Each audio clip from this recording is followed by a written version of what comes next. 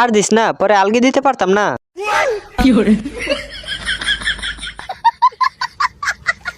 নিচে বস্তা সিরা, তুই দেখোস নাই? কিরে তুই গাড়ি দরজা ভেঙ্গে লাইলি? আমি ভাঙছি না। দরজা ভেঙ্গে আবার মুখে মুখে তর্ক করস।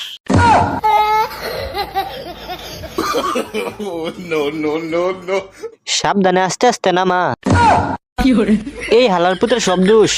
একটা বুদ্ধি পাইছি, আমার বুদ্ধি বিফলে যাইতো না। ঠিক আছে তাইলে নামা। হ্যাঁ গাড়ি পিছনে দে, আরেকটু পিছনে, আরেকটু।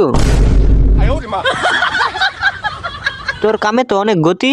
হ, আমি অনেক মনোযোগ দিয়ে কাজ করি তো তাই। তো গাইস, ভিডিওটা ভালো লাগলে ভিডিওতে লাইক করে চ্যানেলটা সাবস্ক্রাইব করে দাও, আর কমেন্টে এইভাবে খৈনি বানাতে হয়। ভালো করে ধরে বসিস।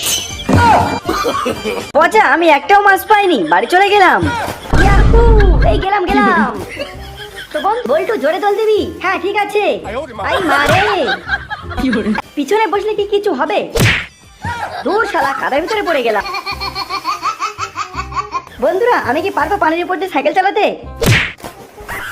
পচা, তোর চেয়ারটা নিয়ে আমি একটু বসলাম।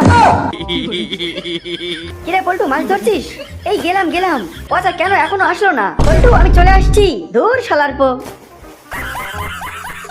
এরকম হাসির ভিডিও আরো দেখতে চাইলে ভিডিওতে লাইক করে সাবস্ক্রাইব। খুব ভারী জিনিস আমি আর পারতেছি না। পিছনে গাড়ি আছে, সাইড দেই।